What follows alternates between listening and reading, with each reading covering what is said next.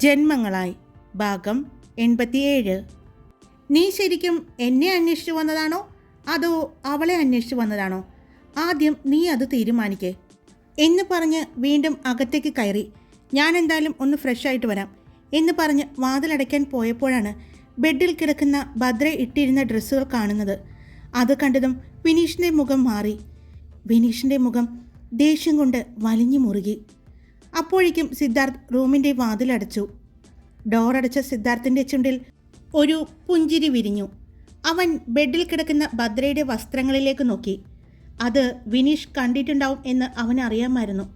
അവൻ മനഃപൂർവ്വം തന്നെയാണ് അത് എടുത്തു മാറ്റാതെ അവിടെ തന്നെ ഇട്ട് വാതിൽ തുറന്നത്. അവൻ ഒരു പുച്ഛച്ചിരി ചിരിച്ച് നേരെ ചെന്ന് ബാത്റൂമിൻ്റെ വാതിലിൽ മുട്ടി. ഭദ്ര വാതിൽ പതിയെ തുറന്നു. എന്താ സിദ്ധുവേട്ടാ? അവൾ ചോദിച്ചു. ഫ്രഷ് ആവുകയാണോ? അവൻ ചോദിച്ചു. അതേലോ, അവൾ പറഞ്ഞു. എന്നാ ഞാനും കൂടിയുണ്ട്. എന്തിനാ സമയവും വെള്ളവും കളയുന്നത്?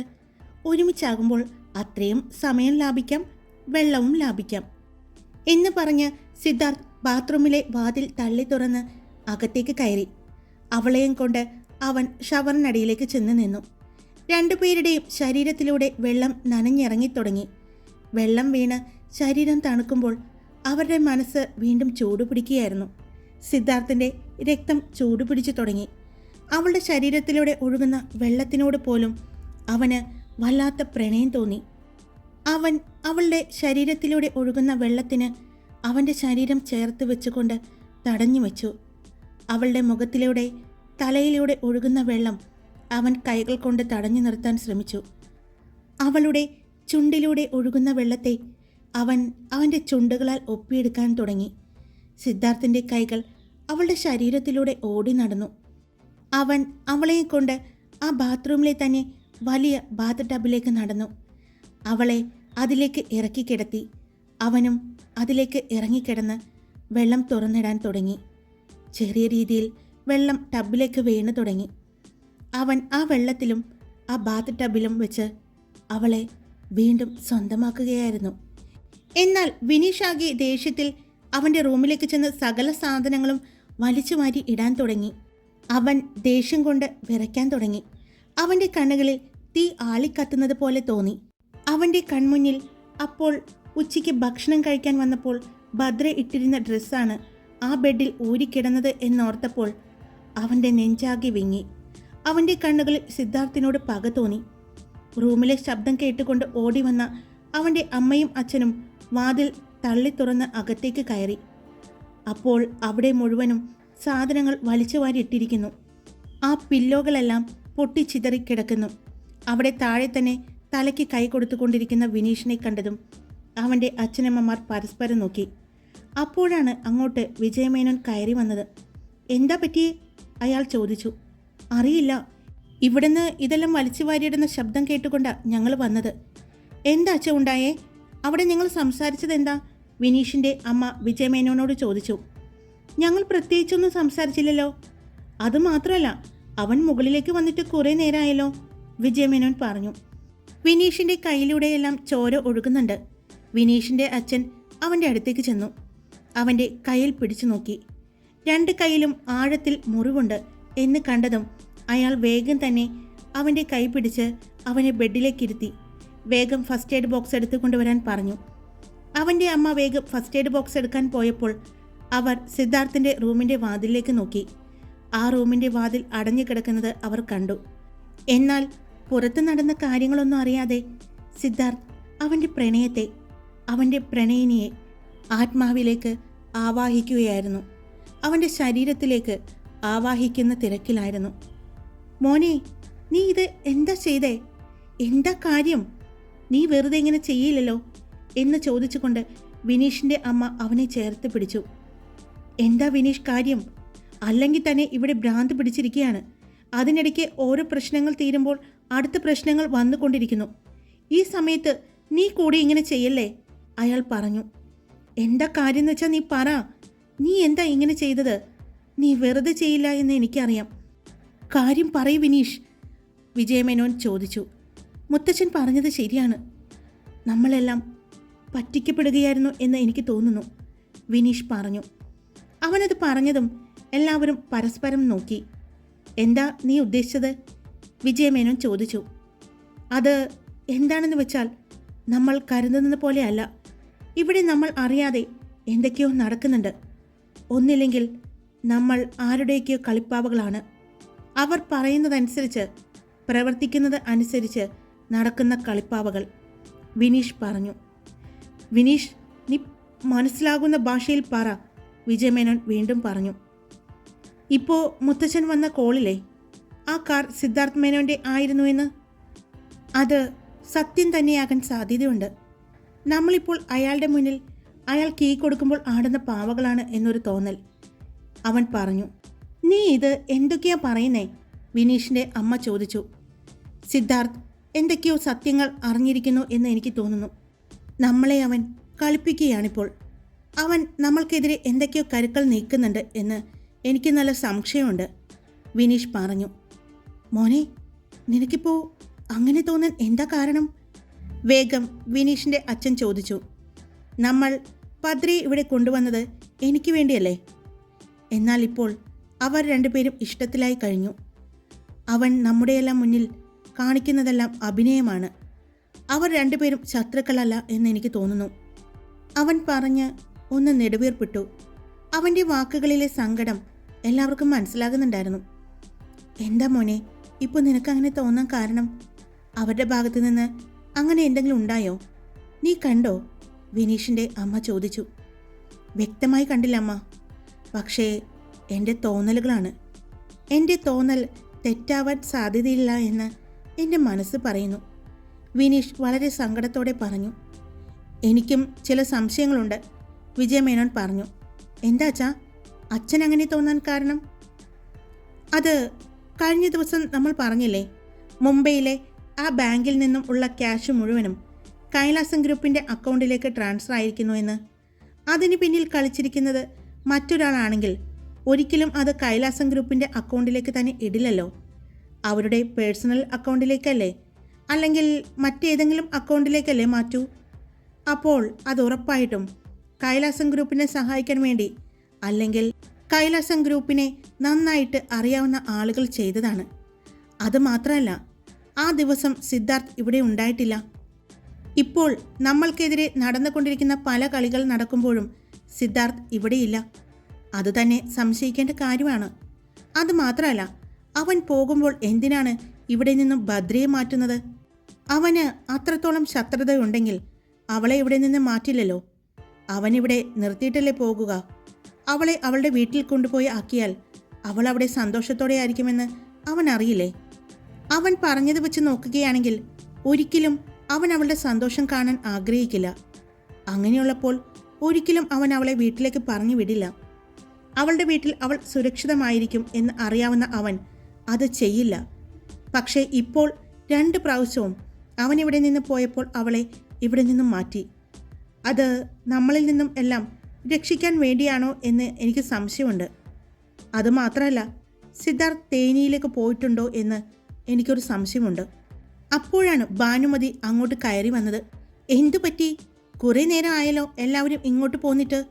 കുറേ നേരം ഞങ്ങൾ നിങ്ങളെ കാത്തിരുന്നു, അങ്ങോട്ട് താഴേക്ക് വരുമെന്ന് വിചാരിച്ച്. പക്ഷേ ആരെയും കാണാതായപ്പോൾ ഞാൻ കയറി വന്നതാണ്. ശബ്ദം കേട്ടിട്ട് ഞാൻ വന്നതാണ്, മുത്തശ്ശി പറഞ്ഞു. ഭാനുമതി വിനീഷിൻ്റെ റൂമിലേക്ക് കയറിയതും ആ റൂം ആകെ അലങ്കോലമായി കിടക്കുന്നത് അവർ കാണുന്നത്. വിനീഷിൻ്റെ അമ്മ ആ റൂമിൻ്റെ വാതിലടച്ചു. എന്താ കാര്യം? ഭാനുമതി എല്ലാവരുടെയും മുഖത്ത് നോക്കിക്കൊണ്ട് ചോദിച്ചു. അത് വേറൊന്നുമല്ല, വിനീഷിന് ഒരു സംശയം, സിദ്ധാർത്ഥ് എല്ലാം അറിഞ്ഞിട്ടുണ്ടോ എന്ന്. അവൻ നമ്മളെയെല്ലാം പറ്റുകയാണോ എന്നാ മോൻ പറയുന്നത്, വിജയമേനോൻ പറഞ്ഞു. അത് കേട്ടതും ഭാനുമതി ഒന്ന് ഞെട്ടി വിനീഷിനെ നോക്കി. എന്താ മോനെ, നിനക്കിപ്പോൾ അങ്ങനെ തോന്നാൻ കാരണം? സംശയമുണ്ടോ നിനക്ക് അവനെ? ഭാനുമതി വിനീഷിൻ്റെ അടുത്ത് വന്നുകൊണ്ട് ചോദിച്ചു. എനിക്ക് സംശയമുണ്ട്, മറ്റൊന്നുമല്ല, അവൻ നമ്മളെയെല്ലാം പറ്റിക്കുകയാണോ എന്ന്. ഇപ്പോൾ ഞാൻ സിദ്ധാർത്ഥിൻ്റെ റൂമിൻ്റെ വാതിക്കൽ ചെന്ന് സിദ്ധാർത്ഥിനെ വിളിച്ചു. കുറച്ച് സമയം കഴിഞ്ഞാണ് അവൻ വാതിൽ തുറന്നത്. അപ്പോൾ അവിടെ ഭദ്രയെ കണ്ടില്ല. ഞാൻ ഭദ്ര എവിടെയെന്ന് ചോദിച്ചപ്പോൾ അവിടെ എവിടെയെങ്കിലും കാണുമെന്ന് പറഞ്ഞു. അവൻ പെട്ടെന്ന് വാതിലടയ്ക്കാൻ പോയി. അപ്പോഴാണ് ഞാൻ ബെഡിൽ അവൾ ഇട്ടിരുന്ന വസ്ത്രങ്ങൾ കിടക്കുന്നത് കണ്ടത്. അവൻ വല്ലായ്മയോടെയാണ് അത് പറഞ്ഞത്. അത് കേട്ട് എല്ലാവരും പരസ്പരം നോക്കി. മോനെ, നീ പറയുന്നത് അവർ തമ്മിൽ? വിനീഷിൻ്റെ അമ്മ വിനീഷിൻ്റെ അടുത്ത് വന്നുകൊണ്ട് ചോദിച്ചു. അതെ അമ്മേ, എനിക്ക് സംശയമുണ്ട്. അവൻ നമ്മുടെ മുന്നിൽ കാണിക്കുന്നതെല്ലാം കള്ളമാണോ എന്ന്. വിനീഷ് പറഞ്ഞതും ഭാനുമതി അവൻ്റെ കയ്യിൽ പിടിച്ചു. അത് മുത്തശ്ശി കണ്ടുപിടിക്കാം. മോനതൊന്നും ഓർത്ത് ടെൻഷനാവണ്ട. അതിനാണോ ഇങ്ങനെയൊക്കെ കാണിച്ചു വച്ചിരിക്കുന്നത്? അവർ ചോദിച്ചു. അതുമാത്രമല്ല ഭാനുമതി, വിനീഷ് പറയുന്ന കുറച്ച് കാര്യങ്ങളെല്ലാം കൂടി കൂട്ടി വായിക്കുമ്പോൾ എനിക്കും സംശയങ്ങൾ തോന്നുന്നുണ്ട്. നമ്മുടെ ബാങ്കിൽ നിന്നും ആ പൈസ പോയത്, ഇവിടെ നിന്നും ആ വിഗ്രഹം പോയത്, അവൻ ഇത്രയും നാളും ഇവിടെ നിന്ന് മാറി നിന്നപ്പോൾ നമുക്കുണ്ടായ കുറേ പ്രശ്നങ്ങൾ, എല്ലാത്തിനും പിന്നിൽ അവനാണോ എന്ന് എനിക്ക് സംശയം. അതുമാത്രമല്ല, ചന്ദ്രമേനോനും ഭാര്യയും അവൻ്റെ അടുത്ത് എത്തിയിട്ടുണ്ടോ എന്നൊരു തോന്നൽ. അവർ അവിടെ നിന്നും മിസ്സിംഗായി എന്ന് പറയുന്ന സമയത്താണ് നമ്മൾ ഏകദേശം ഒന്ന് ഊഹിച്ചാൽ മനസ്സിലാകും. ആ സമയത്തിനോടടുത്താണ് സിദ്ധാർത്ഥ് ഇവിടെ നിന്നും മാറി നിന്നിരിക്കുന്നത്. അവർ എപ്പോഴാണ് അവിടെ നിന്ന് പോയതെന്ന് കറക്റ്റായിട്ട് ഇതുവരെ അറിയാൻ പറ്റിയിട്ടില്ല. അറിഞ്ഞാൽ നമുക്കൊന്ന് നോക്കാമായിരുന്നു. എന്നാലും ഏകദേശം ഒന്ന് ആലോചിച്ച് നോക്കുമ്പോൾ ആ സമയത്ത് സിദ്ധാർത്ഥ് ഇവിടെ നിന്നും മാറിയിട്ടുണ്ട്. അപ്പോൾ ചന്ദ്രമേനോനും ഭാര്യയും, അതായത് അവൻ്റെ അച്ഛനും അമ്മയും അവൻ്റെ അടുത്ത് എത്തിയിട്ടുണ്ട് എന്നെനിക്കൊരു സംശയം. ഇപ്പോൾ അവൻ്റെ പെട്ടെന്നുള്ള ഈ യാത്രയും നമ്മുടെ ആ വിഗ്രഹം ഈ വീട്ടിൽ നിന്ന് കാണാതായത്, അതിലുണ്ടായിരുന്ന ഡയമണ്ട് നഷ്ടപ്പെട്ടത്, അവൻ്റെ കാറാണ് ഇവിടെ വന്ന് അന്ന് പോയതെന്ന് CCTV ദൃശ്യങ്ങൾ തെളിയിച്ചതും എല്ലാം കൂട്ടി വായിക്കുമ്പോൾ ഇതിനെല്ലാം പിന്നിൽ സിദ്ധാർത്ഥ് കളിക്കുന്നുണ്ടെന്ന് എനിക്കും തോന്നുന്നു. വിജയമേനോൻ പറഞ്ഞപ്പോൾ ഭാനുമതി ഒന്ന് ഞെട്ടി. അവർ വിജയമേനോൻ്റെ മുഖത്തേക്ക് നോക്കി. അപ്പോഴാണ് വിനീഷിൻ്റെ വാതിൽ ലോക്ക് തുറക്കുന്ന ശബ്ദം കേട്ടത്. എല്ലാവരും അങ്ങോട്ട് നോക്കിയപ്പോൾ അത് സിദ്ധാർത്ഥായിരുന്നു. എന്താ ഇവിടുന്ന് ശബ്ദം കേട്ടല്ലോ, എന്താ പറ്റിയത്? അപ്പോഴാണ് അവൻ ആ റൂമിലേക്ക് നോക്കിയത്. ഇതെന്താ ഇങ്ങനെയൊക്കെ ഇട്ടിരിക്കുന്നത്? സിദ്ധാർത്ഥ് അകത്തേക്ക് കയറിക്കൊണ്ട് ചോദിച്ചു. അത് മോനെ, വിനീഷിന് പെട്ടെന്ന് ദേഷ്യം വന്നപ്പോൾ അവൻ ചെയ്തതാണ്, വിനീഷിൻ്റെ അമ്മ പറഞ്ഞു. ദേഷ്യം വന്നപ്പോൾ ചെയ്തതാണെന്നോ? അവന് ദേഷ്യം വരെ മാത്രം എന്താ ഉണ്ടായത് ഇപ്പോൾ? അവൻ എൻ്റെ റൂമിൽ നിന്ന് വന്ന് പോയതല്ലേ ഉള്ളൂ. അത് മോനെ, അവൻ പറയുന്നത് ഇനിയും അവനും ഭദ്രയുമായിട്ടുള്ള വിവാഹം നീട്ടിക്കൊണ്ട് പോകണ്ട എന്നാണ്. അവന് അവളെ പിരിഞ്ഞിരിക്കാൻ പറ്റില്ല എന്ന്. അതുമാത്രമല്ല, നിനക്കും ഒരു ജീവിതമൊക്കെ വേണ്ടേ? മുമ്പ് പറഞ്ഞിട്ടുള്ളത് തന്നെയാണ് ഞാൻ പറയുന്നത്. ഇനി ജോലിയുടെ കാര്യമൊന്നും നോക്കണ്ട, അവരുടെ വിവാഹം വേഗം നടത്താം, വിജയമേനോൻ പറഞ്ഞു. അത് പെട്ടെന്ന് പറ്റില്ലല്ലോ, കാരണം ഇവളെ ഞാൻ ലീഗലി വിവാഹം കഴിച്ചു. അതുകൊണ്ട് ഡിവോഴ്സ് നടത്തണം. ഡിവോഴ്സ് നടത്തിയതിന് ശേഷം മാത്രമേ ഇനി വിനീഷിന് ഇവളെ വിവാഹം കഴിക്കാൻ പറ്റൂ. പക്ഷേ ഡിവോഴ്സ് നടത്തണമെങ്കിൽ വിവാഹ ജീവിതം 1 വർഷമെങ്കിലും ജീവിച്ചു തീർക്കണം. എന്നാൽ മാത്രമേ ഡിവോഴ്സ് ഇപ്പോൾ കിട്ടൂ, സിദ്ധാർത്ഥ് പറഞ്ഞു. അത് കേട്ടതും വിനീഷ് ബെഡിൽ നിന്നും ചാടി എഴുന്നേറ്റു. എപ്പോഴാണ് ഏട്ടൻ അവളുമായിട്ടുള്ള വിവാഹം രജിസ്റ്റർ ചെയ്തത്? അതിൻ്റെ ആവശ്യം എന്തായിരുന്നു? ഏട്ടൻ അറിയാൻ പാടില്ലേ അവളെ എനിക്ക് വേണ്ടിയാണ് ഏട്ടൻ താൽക്കാലികമായി വിവാഹം ചെയ്തതെന്ന്? വിനീഷ് ദേഷ്യത്തോടെ സിദ്ധാർത്ഥിനോട് ചോദിച്ചു. ഞാൻ ചെയ്തതല്ല, അത് അവളുടെ വീട്ടുകാർ ചെയ്തതാണ്. അവർക്ക് ഈ വിവാഹം നിയമപ്രകാരം നടത്തണമെന്ന്. അതുകൊണ്ട് അമ്പലത്തിൽ ചെന്ന് അവിടുത്തെ രജിസ്റ്ററിൽ ഒപ്പിട്ടു. അതാണല്ലോ അവർ അമ്പലത്തിലേക്ക് അന്ന് ഞങ്ങളെ വിളിച്ചു വരുത്തിയത്. ചെന്ന് കഴിഞ്ഞപ്പോഴാണ് കാര്യം അറിയുന്നത്. ഞാൻ കുറേ ശ്രമിച്ചു ഒഴിഞ്ഞു പോരാൻ, പക്ഷേ നടന്നില്ല. അവർ വാശിയിലായിരുന്നു. അവരുടെ മകളുടെ വിവാഹം സുരക്ഷിതമാക്കേണ്ട ഉത്തരവാദിത്തം അവർക്കുണ്ടല്ലോ, അതുകൊണ്ടായിരിക്കാം, സിദ്ധാർത്ഥ് പറഞ്ഞു. വിജയമേനോൻ ഭാനുമതിയെ നോക്കി. അത് നന്നായി മോനെ. വിനീഷ്, ഇനി ഞാൻ പറയുന്നത് നീ കേൾക്കണം. ഭദ്ര ഇപ്പോൾ സിദ്ധാർത്ഥിൻ്റെ ഭാര്യയല്ലേ? നിനക്ക് വേറെ പെൺകുട്ടിയെ വിവാഹം കഴിക്കാം. നമുക്ക് നല്ലൊരു പെൺകുട്ടിയെ കണ്ടുപിടിക്കാം. ഇനി നീ ഭദ്രമോളുടെ പുറകെ നടക്കരുത്. ഭദ്രയും സിദ്ധാർത്ഥും ഒരു നല്ല ജീവിതം ജീവിക്കട്ടെ, ഭാനുമതി പറഞ്ഞു. അപ്പോഴാണ് ആ റൂമിൻ്റെ വാതിക്കലേക്ക് ഭദ്ര വന്നത്. എല്ലാവരും അവളുടെ മുഖത്തേക്ക് നോക്കി. ഇപ്പോൾ കുളിച്ചിറങ്ങിയിരിക്കുന്നത് പോലെ കണ്ടു. അപ്പോഴാണ് എല്ലാവരും സിദ്ധാർത്ഥിനെയും ശ്രദ്ധിച്ചത്. അവനും ഇപ്പോൾ കുളിച്ചിറങ്ങിയതുപോലെ തന്നെ ഇരിക്കുന്നു. അവരെല്ലാവരും പരസ്പരം നോക്കി. ഭാനുമതിയും വിനീഷിൻ്റെ അമ്മയും അവളെ തന്നെ സൂക്ഷിച്ചു നോക്കി. അപ്പോഴാണ് അവളുടെ കഴുത്തിലെല്ലാം കടിച്ച പാടുകൾ കാണുന്നത്. അത് കണ്ടതും വിനീഷിൻ്റെ അമ്മ ദേഷ്യത്തോടെ അവളെ നോക്കി. ഭദ്ര ഇട്ടിരുന്ന ഡ്രസ്സ് നേരത്തെ കട്ടിലിൽ കിടന്ന ഡ്രസ്സ് തന്നെയാണെന്ന് വിനീഷ് കണ്ടു. അവൻ അവളുടെ മുഖത്തേക്ക് സൂക്ഷിച്ചു നോക്കി. അവളുടെ ചുണ്ടിൻ്റെ ഭാഗത്തെ തടിപ്പ് അവൻ കണ്ടു. അവളുടെ കഴുത്തിൽ കുറച്ച് ഇറങ്ങി ചുവന്ന പാടുകളും കടിച്ച പല്ലിൻ്റെ പാടുകളും എല്ലാം കാണാൻ പാകത്തിന് തന്നെ ഉണ്ടായിരുന്നു. അത് കണ്ടതും വിനീഷിന് ദേഷ്യം വരാൻ തുടങ്ങി. പറ്റില്ല, എനിക്കിനി വേറെ ഒരാളെ നോക്കണ്ട, എനിക്ക് ഇവളെ മതി. പെട്ടെന്ന് വിനീഷ് പറഞ്ഞതും എല്ലാവരും അവനെ നോക്കി. 1 വർഷം എന്തായാലും ഞാൻ കാത്തിരിക്കുന്നില്ല. ഞാൻ അവളെ വിവാഹം കഴിക്കാൻ തയ്യാറാണ്. വിവാഹം രജിസ്റ്റർ ചെയ്യുന്നത് വേണമെങ്കിൽ 1 വർഷം കഴിഞ്ഞിട്ട് മതി. അതുവരെ ഞങ്ങളുടെ 2 പേരുടെയും ബന്ധം പുറം ലോകം അറിയില്ല. ഇവരുടെ ഡിവോഴ്സ് നടന്നതിന് ശേഷം മാത്രം ഞങ്ങളുടെ വിവാഹകാര്യം പുറമേ വിട്ടാൽ മതി. അതിനു മുമ്പ് ഞങ്ങളുടെ വിവാഹം നടന്നിരിക്കണം. പറ്റുമെങ്കിൽ അടുത്ത ദിവസം തന്നെ, വിനീഷ് തറപ്പിച്ച് പറഞ്ഞു. അത് കേട്ടതും ഭദ്രയൊന്ന് ഞെട്ടി. അവൾ സിദ്ധാർത്ഥിൻ്റെ മുഖത്തേക്ക് നോക്കി. അത് പറ്റില്ലല്ലോ വിനീഷ്. ഞാൻ നിയമപ്രകാരം ഇവളെ ഡിവോഴ്സ് ചെയ്തതിന് ശേഷം മാത്രമേ നീ ഇവളെ വിവാഹം കഴിക്കൂ.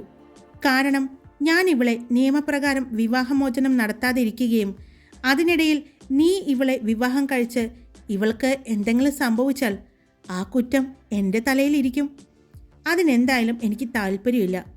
1 വർഷത്തെ കാര്യമല്ലേ ഉള്ളൂ. ഇപ്പോൾ ഏകദേശം 2-3 മാസം കഴിഞ്ഞില്ലേ? ഇനി കുറച്ച് നാളത്തെ കാര്യമല്ലേ ഉള്ളൂ. അതുവരെ ഇവിടെ നിൽക്കട്ടെ, എൻ്റെ ഭാര്യയായിട്ട് അഭിനയിച്ചുകൊണ്ട്. പിന്നെ എനിക്ക് നിങ്ങളോട് മറ്റൊരു കാര്യം പറയാനുണ്ട്. അതിനുവേണ്ടിയാണ് ഞാൻ മുത്തശ്ശിയുടെ അടുത്തേക്ക് വരാനിരിക്കുകയായിരുന്നു. കഴിഞ്ഞ ദിവസം അച്ഛൻ്റെ കുറച്ച് പേപ്പേഴ്സ് വക്കീൽ ഓഫീസിൽ നിന്നും എനിക്ക് അയച്ചിട്ടുണ്ടായിരുന്നു. അതിൽ അച്ഛനെക്കുറിച്ച് നമ്മൾ അറിയാത്ത സ്ഥലങ്ങളിലെല്ലാം സ്വത്തുക്കളുണ്ടെന്ന് പറയുന്നു. സിദ്ധാർത്ഥ് പറഞ്ഞതും ഭാനുമതിയും വിജയമേനോനും പരസ്പരം നോക്കി. അതിനെക്കുറിച്ച് ഒന്ന് സംസാരിക്കാനായിരുന്നു. നമുക്കൊന്ന് പുറത്തേക്കിരിക്കാം. ഇവിടെ എന്തൊക്കെയോ ഒരു അസ്വസ്ഥത. ഇവൻ്റെ കൈയൊക്കെ മുറിഞ്ഞ് നിറയെ ചോര പോയിട്ടുണ്ടല്ലോ. അതൊക്കെ ഒന്ന് ക്ലീൻ ചെയ്യ്. എടി, നീ ഇത് എന്ത് കാണാനടി ഇവിടെ വന്ന് നിൽക്കുന്നത്? തിരിഞ്ഞു നിന്ന് ഭദ്രയോട് അവൻ ദേഷ്യപ്പെട്ടു. അവൾ പെട്ടെന്ന് തന്നെ അവിടെ നിന്ന് പോയി. നമുക്ക് പുറത്തേക്കിരിക്കാം. എല്ലാവരും ഒന്ന് പുറത്തേക്ക് വരുമോ? അതിനെക്കുറിച്ച് നിങ്ങൾക്ക് ആർക്കെങ്കിലും അറിവുണ്ടോ എന്നറിയാൻ വേണ്ടിയാണ്, അവൻ പറഞ്ഞുകൊണ്ട് ആ റൂമിന് പുറത്തേക്കിറങ്ങി. എന്നാൽ റൂമിൽ ചെന്ന ഭദ്ര ആകെ ദേഷ്യത്തോടെ നടന്നു. ഇത്രയും നേരം ചക്കരെ, പൊന്നെ, തേനെ എന്ന് വിളിച്ചു. ഇപ്പോൾ അവരുടെ മുന്നിൽ വെച്ച് പറഞ്ഞത് കേട്ടോ. കാര്യം അവർ കേൾക്കാൻ വേണ്ടി പറയുന്നതാണെങ്കിലും ഇടി പൊടി എന്ന് വിളിക്കുമ്പോൾ സങ്കടം വരുന്നുണ്ട്, അവൾ മനസ്സിൽ പറഞ്ഞുകൊണ്ട് കണ്ണാടിക്ക് മുന്നിൽ ചെന്ന് നിന്നു. ഇതെല്ലാം അവർ കണ്ടു കാണില്ലേ? അവരെ കാണിക്കാൻ വേണ്ടിയാണ് ചെയ്തതെങ്കിലും വേദന എടുത്തത് എനിക്കാണ്. ദുഷ്ടൻ, എന്ത് കടിയാ കടിച്ചത്? അവൻ കടിച്ച അവളുടെ കഴുത്തിൻ്റെ ഭാഗത്ത് അവളുടെ ചുണ്ടിലുമെല്ലാം തൊട്ടു നോക്കി. അപ്പോൾ അവളുടെ ചുണ്ടിൽ ഒരു പുഞ്ചിരിയായിരുന്നു.